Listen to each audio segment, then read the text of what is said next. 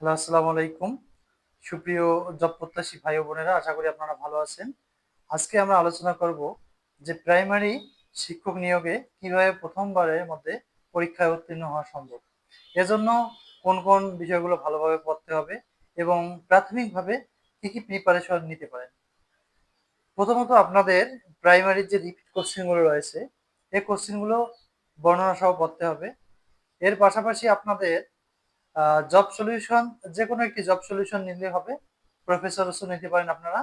Job solution first to last পড়তে হবে এবং এটি যাদের রয়েছে তাদের নতুনভাবে কেনার প্রয়োজন নেই। যারা এখনো নেননি তারা 25 সালে যেটা বাইর হয়েছে সেখান থেকে আপনারা প্রিপারেশন নিতে পারেন। জব সলিউশনের মূলত আপনারা দেখবেন যে ফার্স্ট টু লাস্ট যে প্রশ্নগুলো রয়েছে, এখানে কিন্তু বিভিন্ন চাকরির পরীক্ষায় আসা প্রশ্নগুলোই রয়েছে। সেগুলো বর্ণনা সহ আপনারা পড়ার চেষ্টা করবেন।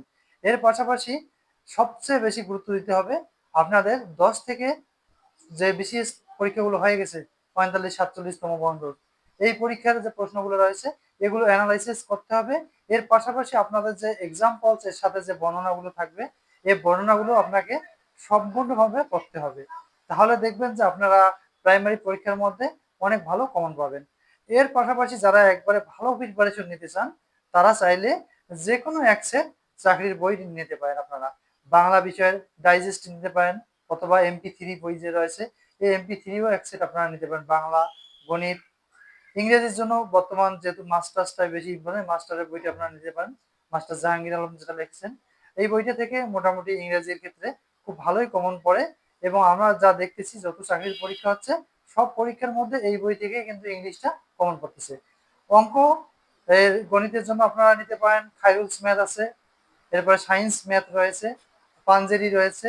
আপনারা যে কোনো একটা সিরিজের ম্যাথ বুক নিতে পারেন। এভাবে আপনারা যদি প্রিপারেশন নেন, দেখবেন যে প্রথমবারে প্রাইমারিতে উত্তীর্ণ হওয়া সম্ভব। Thank you for watching.